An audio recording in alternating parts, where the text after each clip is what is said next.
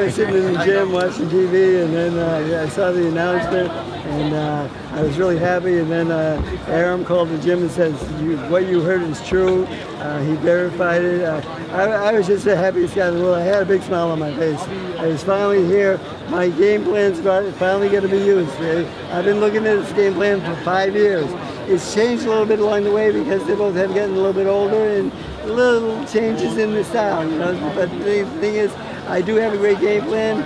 Me and Manny have been working on it for the last 2 days.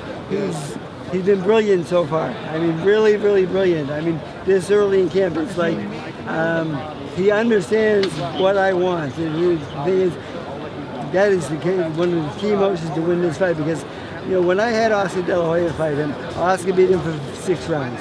And then Oscar kind of blew it at because he lost the mindset of the game plan.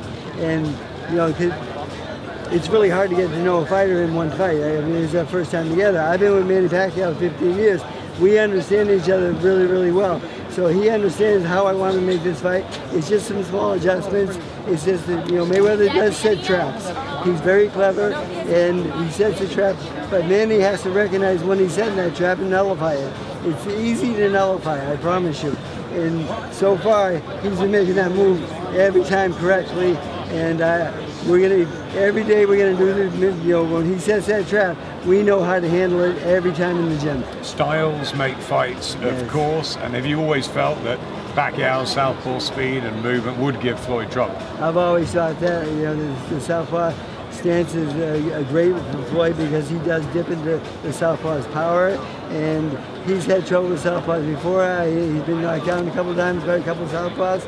So I mean, he doesn't really like to fight southpaws. But the thing is, you know, he fought a couple of southpaws along the last couple of fights and so forth, because I think he was knowing that he needed to fight Manny Pacquiao, because, you know, I think he got embarrassed into taking this fight because the fans finally were getting on him, you know, because like he's at the basketball game and everyone's yelling Manny, Manny, Manny, and then he went and saw Manny at the basketball game. I thought that was kind of one of the key keys to making the fight happen. When they get together like that, I was really, I said, he's getting closer, and then when I heard it on TV, I was the happiest person in the world, because I love challenges, and this is the biggest challenge in my life. It really is, and I can't wait to win this fight. Pacquiao's lost 5 times, that's why he's the underdog. But money's coming in on him now. Well, you know, he's lost 5 times, but the thing is, I'd rather see my guy get knocked out trying to win than just be a runner and so forth. The other guy used to be a runner so much. He can't run so much anymore because his legs are a little bit shot, and he can't move like he used to. He's going to have to exchange more. He says he exchanged more to make the fans happier. That's bullshit. He don't give a shit about the fans. He doesn't care about nobody. The thing is, but he can't move like he used to, and that's going to make him have to exchange more. And if he has to exchange with Manny Pacquiao, he's in trouble. Finally, what happens on May the 2nd?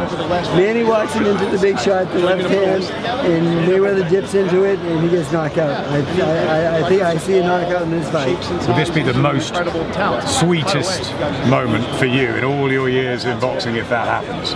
By far. It's the happiest day of my life. You know, I think it's the best fight in the best, and I'm going to have the #1 guy in the world and stuff like that. So I'm going to win Trainer of the Year again. The Eddie Fudge Award, my mentor. I absolutely love this fight, and I have the best fighter in the world, and I'm going to prove it.